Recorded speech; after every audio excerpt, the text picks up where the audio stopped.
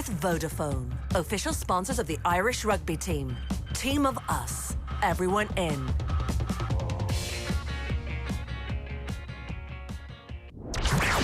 OTB Sports Radio. Football never stops, and neither do we. Don't shoot. Oh, he dinged it. The Football Show is the only place to get the best analysis. We've tried this way and we've been trying it for a long time, and it's just active process now. Best interviews. There was talk that you used to go commando when you played, and Yeah, I did, yeah. I never wore pants. Still don't wear pants. And best opinions on all things from across the pond and here in Ireland. Live every night from 9 p.m. on OTB Sports Radio. I listen all the time. Get OTB Sports Radio online at offtheball.com/radio or on your phone by downloading the Go Loud app. The Cheltenham Show, On Off the Ball. brought to you by Paddy Power. Cheltenham's coming home. Right, you're very welcome. You're listening or you're watching the Cheltenham Show here on OTB Sports Radio or on our YouTube channel this morning. We're going to be live every morning this week from 9 o'clock, giving you the very latest news and tips with our Cheltenham team in studio and live from the racecourse. All brought to you in association with our Cheltenham partner, Paddy Power. Cheltenham's coming home. I've got what's coming up here. It's John Duggan versus Paddy Power. It's John Duggan's tips. It's Thom's tips, and it's Ward's wager. But it's Cheltenham. Thom. Yeah, it's Cheltenham. I'm surprised they didn't go with the GG on the GGs. No, well, I really liked that one for yesterday. Really looking forward to this. The Supreme Novices Hurdle kicks off at 1:30. That famous Cheltenham roar. It's going to be a little bit different though. No Ruby Walsh. Like, you think about the Supreme and you think about Willie Mullins, Ruby Walsh, Irish banker to get things going. It's kind of a tradition. But so for the first time since 2001, basically, lost its foot and mouth, which is kind of a fitting link. But so no Ruby Walsh. Obviously, he retired at Punchestown last year, so it's kind of crazy that, especially as well when you think the injuries he had over the course of his career, he just always made it back. He was ready for this and ready for the Supreme. But yeah, no Ruby Walsh. So I think we took for granted. I do think we took for granted Ruby Walsh and his ability to recover from injury, to ride injured, to win at Cheltenham, to recover from bad starts. You think back, was it 3 years ago when they couldn't kick snow off a rope the first 2 days and then they were roared home. Yeah, I mean, as well, I actually watched, there's a brilliant piece on Racing TV. Look, they've been running a series for the last couple of months anyway. It's called Lydia Hislop's Road to Cheltenham, but Ruby Walsh sits in it as well. And just last week they recorded a piece where they walked the track in Cheltenham. There's actually 2 tracks in Cheltenham. So the first 2 days it's on the old track and the second 2 days on the inside, the new track. And it's Ruby Walsh just talking about the intricacies of the track. It basically is a massive camber on the whole ground. And so on the outside track, it's far more tactical. And that kind of adds to why Ruby Walsh was such a good jockey, because it's, by the sounds of things, it's slightly more straightforward to ride on the inside tracks. But the outside track, it's more undulating, there's cambers, there's fences that are at the tiniest of angles, so you won't notice this when you watch him. When he was out talking about it, because if you look through these 3 fences here, they're slightly offline, so you need to be 2 horse widths off the rail there to make sure you can get an angle coming at it. And it was just, it was horse racing nerdgasm stuff. Well, look, I thought it was excellent, and it just goes to show why Ruby was so good, particularly in those first couple of days. But maybe the coverage is going to be even better now that Ruby is actually free to talk about that. I think the insight he gave was phenomenal. Ruby not very impressed with Peter Crouch and the new Paddy Power video. Very unimpressed. Paddy Power, good morning to you. Good morning, Ger. How are you getting on? It looks like Ruby's not going to be a great teacher. He has to work on his patience. But to be fair, as Thom said, he is quite a good communicator. We've seen that now, and he's broadcasting quite a bit. But patience is it's a virtue, and he doesn't quite have it just yet. Yeah. Yeah, and is Peter Crouch going to be a good jockey? Can you reveal anything in part 2 yet? Is he going to make probably it? Not. I can reveal in the making of, we nearly killed Peter Crouch by mistake. Like so that was. And actually, it wasn't. We had a stunt jockey. I believe there is some guy who's like 6'7" and his job is a stunt jockey. I don't know why you'd be a 6'7" man saying you're a stunt jockey or whatever. But he does the massive jump at the end into the fence. But earlier on, when the actual making of the first time Peter Crouch tried to get up on the horse, the horse wasn't too happy about it and had a bit of a moment, shall we say. It was quite a heart and mouth moment. Understandably enough. Come here, what gossip are you hearing around Cheltenham? Apparently it was an eerie enough in the village last night.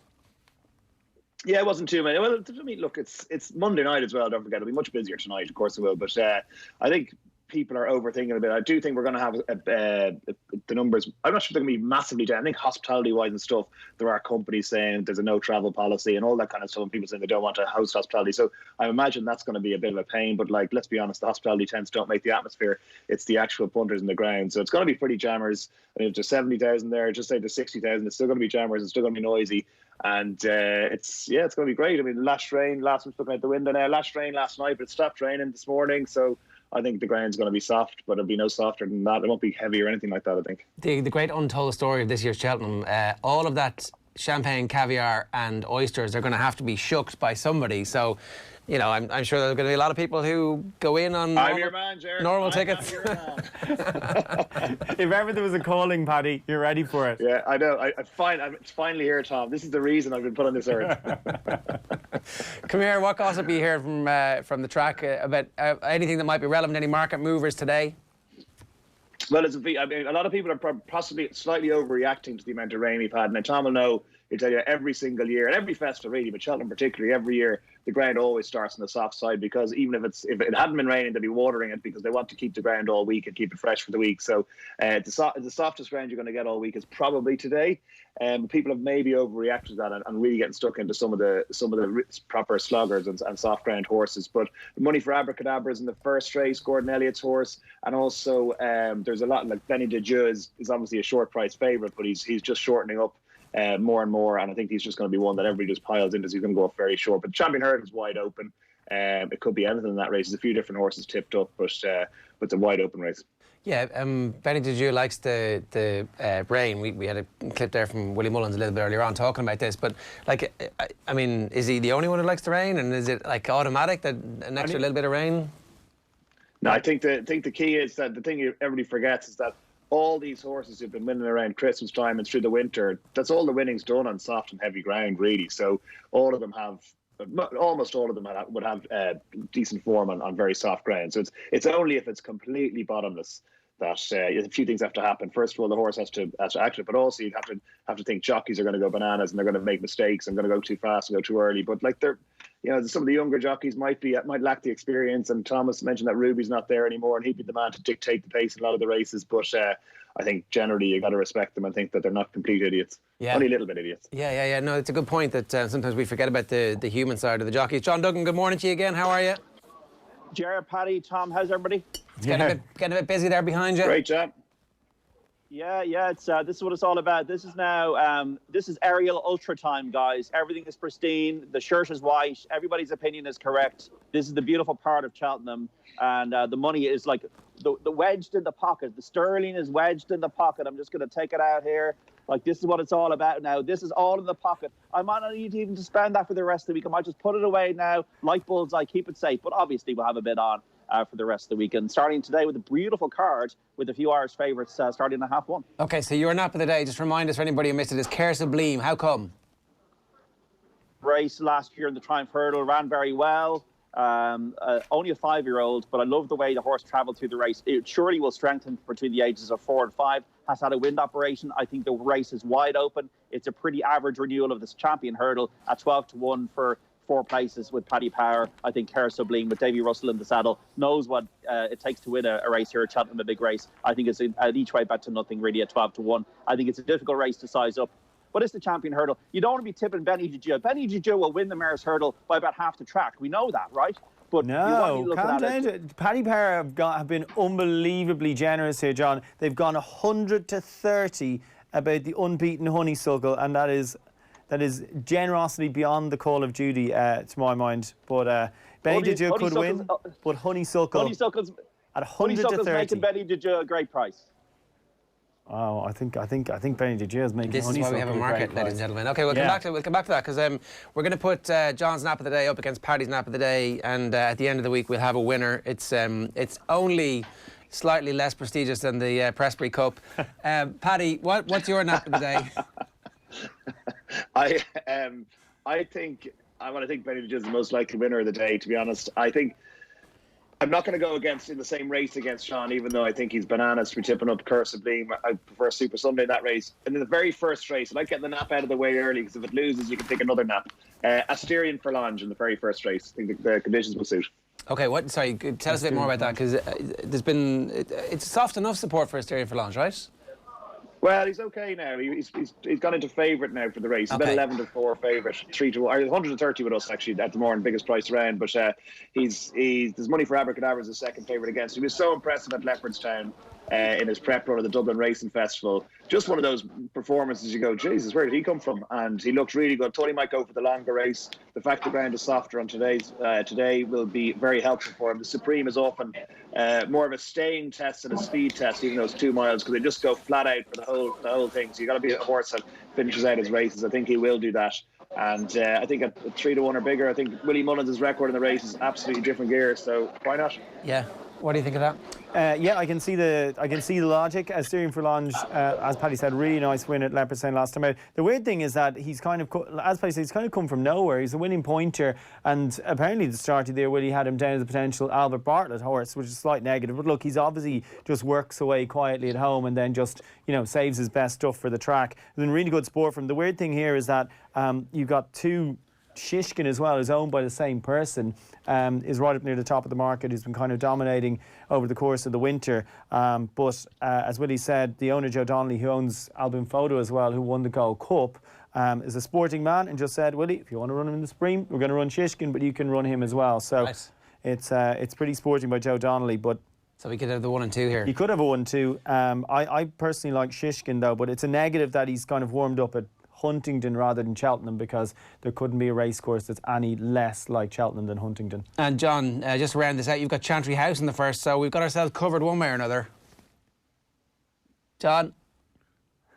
Oh, John's gone. We'll come back to him. But he's got Chantry House. That's fair enough. He's the other Nicky Henderson runner, Barry Garrity, on board. Another one who Nicky Henderson said in his blog this morning could be, he thought perhaps would rather go for the longer race, but JP McManus, the owner, has another one for that race. One that, intriguingly, if you touch on Paddy's point from earlier on the week, that Robbie Power thinks the English novices are better, and he is real pick of the rides here. Keep an eye on Fiddler in the Roof, because obviously he's won at Cheltenham last time out, and he's 6-1 as well. 6-8-1, yeah. Colin Tizard, he has a brilliant record. He wouldn't have the greatest record with novice hurdlers, granted, but the way Colin Tizard buys his horses over the last couple of years, look, he's just such depth of novices in particular. And again, it's sourcing of horses, by the way. It's worth pointing out that a third of the horses from the Cheltenham Festival last year came through Irish points, and it might be an even higher percentage this year. So that's where the young horses are coming from, much more of a fashion towards the former Irish point-to-point winners, like Asterion Forlange. OK, John, just before we wrap up the first race, Chantry House is your shout there.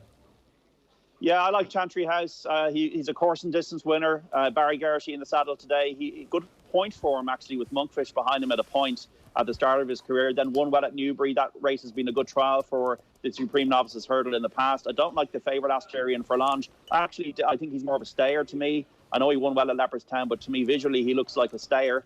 Abracadabras I really respect. He's a little bit quirky at the end of his races, Abracadabras, but my two against the field, Chantry House and Abracadabras. Shishkin are pretty friendless in the market, could be anything, but I think Chantry House is a solid bet of 5-1 with Paddy Power each way in the first. Paddy, we're not going to go through every race here, but we've gone through the first race there, and we've made a case for the top 5 in the betting. That's the issue here today. It's like trying to find somebody you trust to give you tips. That's the so Owen Sheehan has got a piece on the website where he's gone through all of the tipsters in 5 or 6 of the papers and corralled the wisdom of the crowd. So maybe that's the right thing to do. It's like not quite sticking a pin in it, but not far off it. Well, that's why there's bookies, Ger. It's funny. Like, that's actually not the worst idea in the world, because tipsters generally their job is to give tips, and if they keep losing tips, eventually they lose their job. So these lads are doing the hard work, so you don't have to. So it's no harm to actually pick someone to follow, in one of the newspapers, something like that. I wouldn't basically put you off that.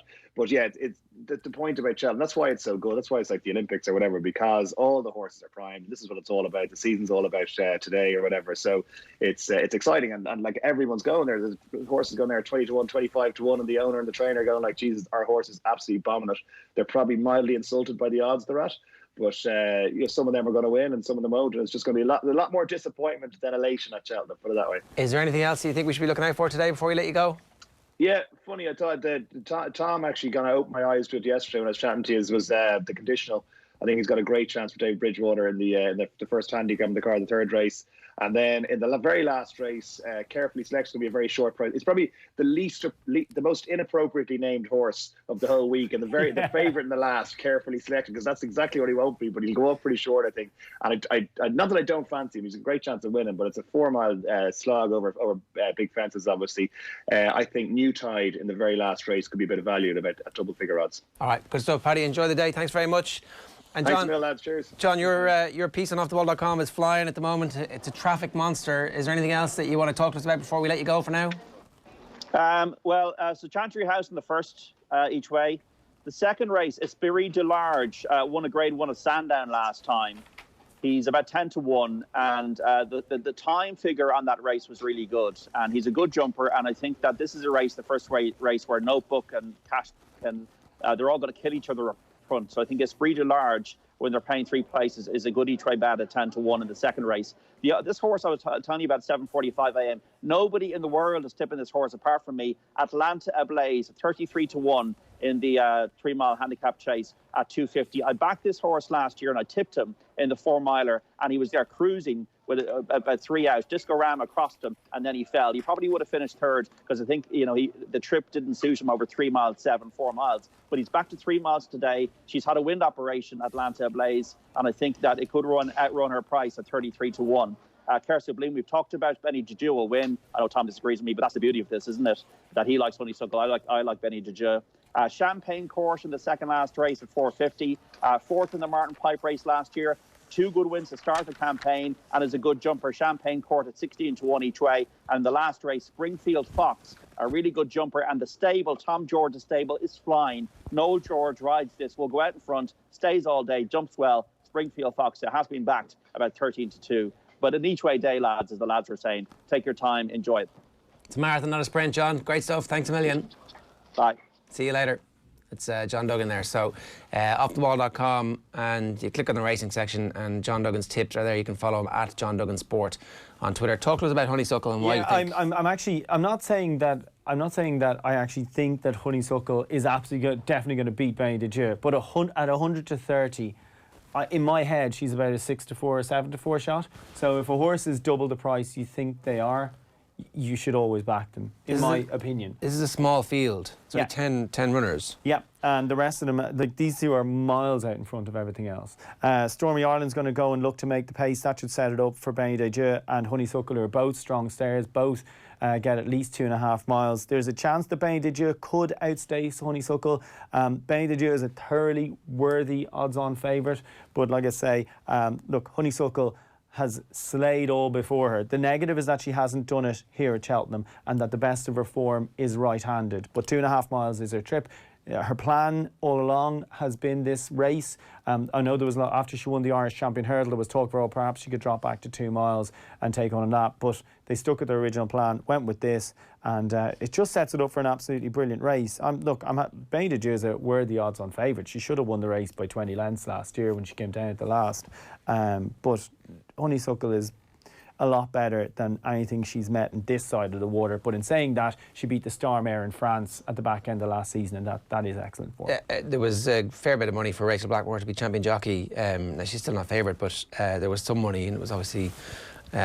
She's an excellent book of rides. I mean, you look at, she's got Honeysuckle, she's got Notebook, she's got Captain Guinness, who's not without a chance. Petit Mouchoir could easily run into a place. Then you got the likes of Aspire Tower and the Triumph at Plutar. It's a really, really good book of rides.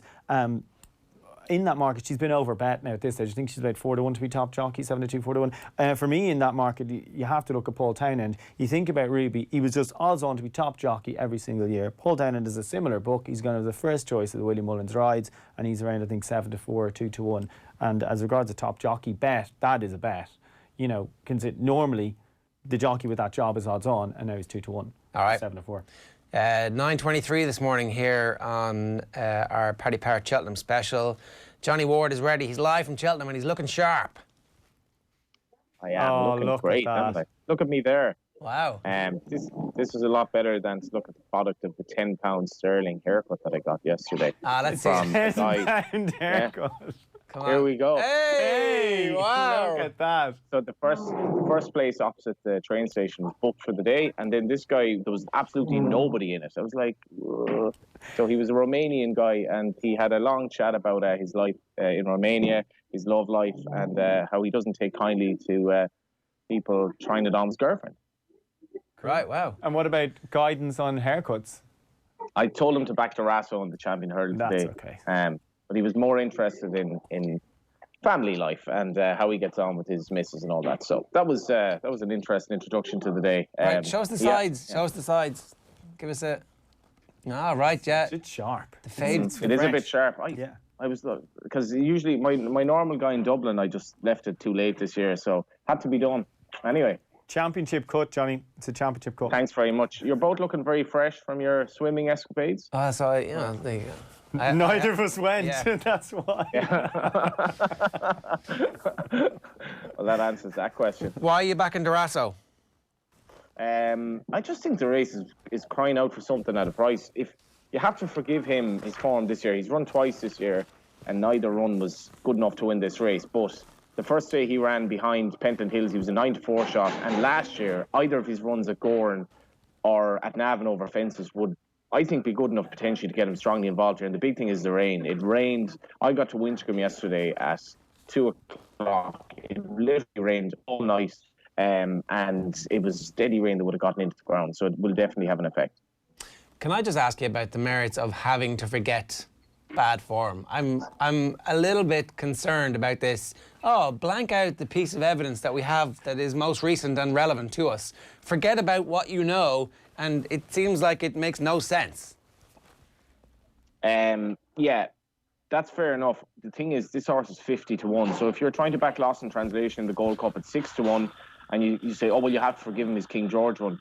Well, Tony McCoy used to say, you can't forgive him because it happens. And I'm singing from that hymn sheet with Durasso. You do have to forgive that run. That's why he's 50-1. Could be like a 10 or 12-1 shot. He's been coming in here in the back of a good run. It's not that he was disgraced at Gordon. He was giving Silius Emery £7 and he ran quite well, but he does need to step forward on that. But for me, it's the fact that he's there that's quite significant, because they have Epatante, JP McManus. She's favoured for the race. I don't know what Tom makes of her. I'd be against her. Why are they running a 50-1? Yeah. Why are they running a 50-1 shot as a second string?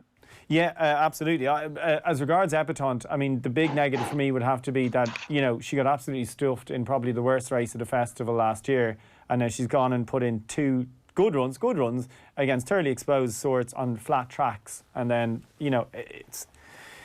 she's just favoured by default for me, in that just because everything else has kind of run badly or fallen out of contention, she's just kind of left there, and she's a bit like that.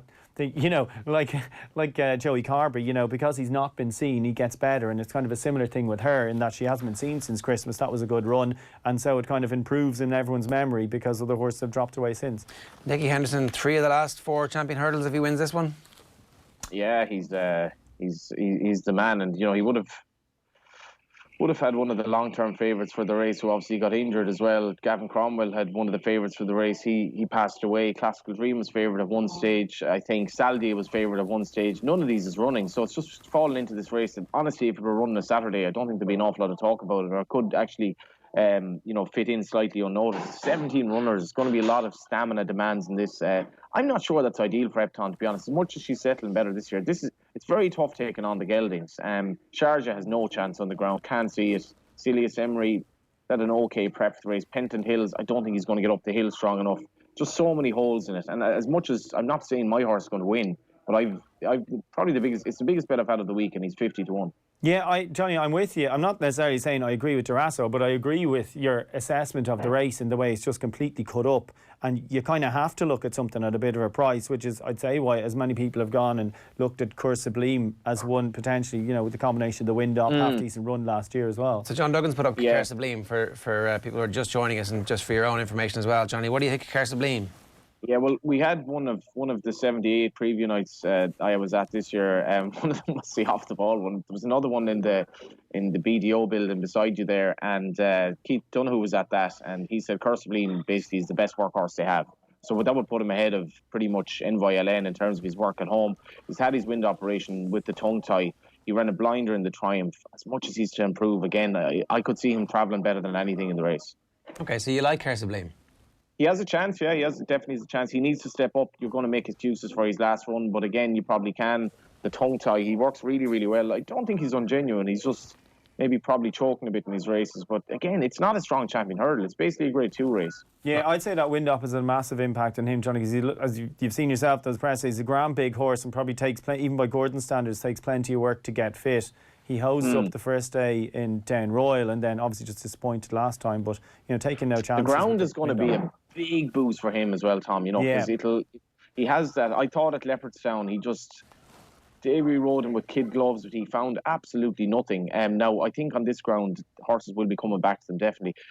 You shouldn't underestimate the conditions, because just from yesterday, I'm not a weatherman now, but if you have an hour of rain, that's one thing. If you have rain that's getting in for hours and hours and hours on end, to my mind, that does change the terrain. Okay, what do you like in the champion hurdle, Tom? Well, I've actually backed Curse Sublime each way as well. But, and I did kind of like Silas Emery, but again, my main point here is that I just can't have the favourite Epatante, so I'm basically just looking at any other way to oppose her. Just particularly on that run last year. If you go to page 50, if you do buy a Racing Post today and you go to page 50, it's the most worthwhile page in it because form at the festival is just so important if you're punting at Cheltenham. And just have a look at that. It runs through every single runner at Cheltenham today and what they've done at previous festivals. So that's just kind of key for me, and I certainly don't have too much of an issue with Curse Sublime's run in the Triumph Hurdle last year. Paddy mentioned Super Sunday. We haven't talked about that. What do you think of Super Sunday's chances, Johnny? Yeah, a lot of people have been talking Super Sunday up. He has a chance. I mean, he's come up short basically over 2 miles. He stayed on well the last day, but you'd have to have concerns about the races he has won times as well. Sam Crow fell in front of him. Sam Crow puked one day behind him in Leopardstown as well. Did Faheen disappoint one day? He did. His Grade 1 wins that he has have big asterisks beside them, and then his actual wins, you're talking about a 2.5 miler at Aintree in a Coral Cup. So there'll be questions about that, I would say. What age is he now? 10? 10, yeah, 10. I think he's 10. For me, he actually doesn't really want soft ground. The argument about soft ground over 2 miles is that he stays 3 or very close to 3 anyway. He's top class form over 2.5 and 3. So to bring his stamina into play, but he definitely takes a bit to get fit. He would have come on from the run at Leopardstown, but that's Darver Star then, who looks like, he'd be a great story. Gavin Cromwell obviously trying to win the race last year. He would. Owned by a group of lads who won the lotto. Gavin is a bit worried about the ground for him. He said he wouldn't want it too soft. So, he has a lot to prove. Possibly a little bit flattered the last day, but I wouldn't be in the Super Sunday camp. A 10-year-old that really wants further at this stage, to my mind, is probably better on better ground. Wouldn't be for me. Yeah, I'm a bit negative. I suppose that when it first came out, they're talking about kind of 20 to 1, but that was all long hoovered up, wasn't it? So, I mean, it's 17 runners as well. I mean, it's competitive for all that it's not unwinnable. Yeah, that's true. Okay, so the ground is going to be the big thing for you, Johnny, in terms of mega trends. Anything else that you think we should be aware of, apart from Durasso at 50 to 1? I think the first thing is I genuinely wouldn't bank on this meeting going ahead for the entire week, or certainly not crowds coming every day. If there were to be an outbreak of something, I suppose dramatic over the next few days, town seemed really dead last night. Apparently the airports are quiet tomorrow night. I think there will be. I spoke to one person who didn't. He said he wasn't going because he was worried about his mother, who's elderly, and he said, granted, if on the off chance I did get it, fine, I'd be grand, but she would get it, and she would definitely suffer the consequences of it. So there are a few people probably who haven't come over, and I felt last night Cheltenham was really, really quiet. But I suppose the show does go on. Brewing Up a Storm in the Arkle to me is a massive each-way chance. He's probably the most sane bet of the day because Duras is such a big price, but I think he's a huge chance. He's around 6-7 to 1. Okay, so talk to me about Brewing Up a Storm, because I've seen him tipped widely today. What's going on?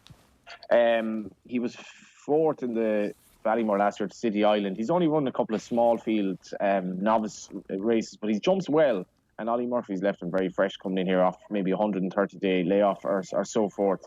I just think, like last year, the pace angle in this race is just take your time. He stays well. I wouldn't have a notebook at all. Not bad on him at all. Cashback for me is probably vulnerable. He maybe need to get his own way. You've other horses in the race that are going to be prominent as well. Or Facker de Darius could be a lot more prominent today. I think just sit off them, let them cut each other's throats, and give Ollie Murphy his first winner of the festival. Okay, so you think he's going to win, yeah? I actually can't believe they've really push Notebook out for that, Johnny. Actually, he's 130 in place. So I thought that looked kind of unbelievable. I didn't actually fancy batting the horse. He's like twos. Yeah, I thought he was a later end twos, but kind of nearly coming up at 130. I'm starting to kind of look towards him just because he's a big, powerful sort. But yeah, I suppose with him as well, you'll have to watch how he takes in the preliminaries because he was a little bit on his toes and a bit dodgy at Leopardstown, wasn't he? Say if they ran the meeting behind closed doors, which to me could have happened, might still happen for one or two of the days. I'm entirely speculating here, but part of the Cheltenham dynamic and demands of a horse is that he deals with a big crowd. To me, that's part of it, and if you have a finicky horse who might blow up before the race starts, that's part of his makeup, and that's a negative in him, and that's why he shouldn't win the race. And for me, Notebook would be better off if there were nobody there, but we'll see. He definitely is a little bit on his toes beforehand. Yeah, he can get a little hot. Notebook is one of the most favoured. So Owen has gone out and helpfully gathered everybody who's tipping Notebook, and I think there's a long list of about 10 or 12 who are tipping Notebook. Brewing Up a Storm is about 5 on his side, and that's the first and second in terms of Fakir Didiri is slightly more favoured than Brewing Up a Storm in terms of who's tipping them to actually win in that race as well. All right, Johnny, we're going to let you go. Thanks very much. Looking sharp. Yeah, enjoyed the day, lads, and it's great to talk to you. I hope you're getting sponsored by Shockwaves. I am now. Oh yeah, it's a soft drink at a car company next. If you could just teach him how to drive, he'd be grand. Yeah. You're listening to the Cheltenham Show on OTB Sports Radio, or maybe you're watching us on our YouTube channel this morning, live every morning this week from 9 o'clock, giving you the latest news and tips with our Cheltenham team in studio and live from the racecourse. It's all brought to you in association with our Cheltenham partner, Paddy Power. Cheltenham's coming home. One more thing from you. Is your nap of the day? Did we get your nap? I'm not even sure. I actually my value loser of the day will be Honeysuckle. Okay. My big price one that I actually like is a horse called Daily Tiger. Is about 33. I think it's 40 to 1 out there. I'll get you more details on. In the 10 to 5, the Northern Trust Novices Handicap Chase, trained by Naomi, Sean Flanagan on board. Horse who I know they absolutely loved as a novice. I'll come back to the details on that one, sorry, because I want to tease it out. There's a lot of jargon involved in race week at Cheltenham, and again, our intrepid reporter Owen Sheehan has been chiselling away the jargon to try and understand exactly what it means, so you don't have to. Have a look. It is Cheltenham week, so there's going to be a lot of racing jargon thrown around over the next few days. Here is a jargon buster on all the important terminology. The Pressbury Cup is the battle between Ireland and England. Whichever country has the most winners at the end of the week wins the Pressbury Cup. They also win the 6 counties. Hedging is the process of putting down a series of bets to offset potential losses. This is usually done while one is sober. A monkey is the process of putting down a bet worth €500 all at once. This is usually done while one is absolutely plastered. Seconditis is a horse that has a habit of finishing second. These horses are usually bred in County Mayo. Connections are those people associated with a horse. They are usually an owner or a trainer, but do expect somebody in your WhatsApp group to have a sure thing that they have heard from a connection to a horse. The coronavirus is a deadly disease that has travelled all the way from China to New York. It has invaded all of Europe, all of the UK, except for one small town in the Cotswolds, which is definitely unaffected by the disease and is definitely okay to proceed with a racing festival if they plan on doing that this week. Willie Mullins is a legend of national hunt racing. When you back a Willie Mullins winner, he is a god. When you back against a Willie Mullins winner, he is Darth Vader. Michael O'Leary is the owner of Gigginstown House Stud and another behemoth of Irish national hunt racing. His jockeys and trainers are notorious for not allowing any emotion to get in the way of their work, because to carry any baggage would cost them a fucking fortune. Yeah. Not Sheehan explaining some of the jargon around Cheltenham for you. Tom, you were giving us a big price tip. Yeah, there, I've got one in a big price. In the 10 to 4, that's the Northern Trust Novices Handicap Chase. Look, this is a really tightly graded race. Therefore, you should probably look for something at a bigger price. You get extra places on this as well if you want to play trade 20 runners. Yeah, but number 17 in the card, Daily Tiger, trained by Naomi, Sean Flanagan on board. You look at his last couple of runs, like 3rd, 5th, 3rd, or what. But he won first time out this season, and then he went into a grade 3. And his saddle slipped when he was travelling really well, so he had to be pulled up. So what? Sorry, what's the name of the Daily Tiger? So I think he's about 25. There's 25s, 33 to 1 available. Then he ran behind Notebook, who's obviously favourite for the Arkle. And then he was a little disappointing last time out, but I wouldn't read too much into it. Got a nice mark here, down around 17 on 33 to 1 on Paddy Power at the minute. 11 stone, 1 in his back. Sean Flanagan's just come back from injury. The thing about some trainers, obviously some trainers send an absolute army of horses to Cheltenham. And then you mentioned, Noel Meade does not do that. Noel Meade will bring a select bunch of horses, and those with chances go, and those that don't have chances, he keeps them for Fairyhouse or Navan or wherever, and the other festivals, so they can maximise their potential. So I don't think Daily Tiger is just here for a run. I know he's not in the first colours, that would be Trainwreck for Henry de Bromhead and Rachel Blackmore, but yeah, Daily Tiger, I think he can outrun at 33 to 1, 25 to 1 type price. There's a few big prices for this race. Yeah, it's an absolutely wide open, very tightly graded festival handicap, which is what you would expect. When you say tightly graded, what does that mean? As in, like, you can throw a blanket over them. Yeah, so like the top weight is 11.7 and the bottom weight's 11 stone. So these 21 horses are all officially rated within 7 pounds of each other by the assessor. So, you know, trainers will be looking at this and going, right, what marked in my head do I need to get my horse to so I still know I've half a stone up my sleeve, but I still get in. And I think that's what Daily Tiger falls into here. He just needed to get in, and I think he still has another maybe half a stone up his sleeve. The question with a Cheltenham handicap is whether is half a stone up your sleeve is enough when you might need 10 or 15 pounds. As the famous Martin Pipe one, when he Unsinkable Boxer lad who won the biggest gambles ever at the Cheltenham Festival, and someone came around and goes, how did that win? My lad had 10 pounds an hour. And he goes, yeah, my lad had 20. He said and Martin Pipe as a trainer, like, he was famous for landing gambles, and Unsinkable Boxer was one of the biggest gambles, like biggest trainer ever. Even had the tipping line on the front of the horse is insane when you think about it. But he gave Tony McCoy the leg up, said this was the greatest certainty to ever set foot in Cheltenham Racecourse. Right. On you go. Right. Daily Tiger, 33 to 1. Daily Tiger for this one. He is not Unsinkable Boxer, just to be clear. So that's the problem, that the unknown unknowns that we don't know.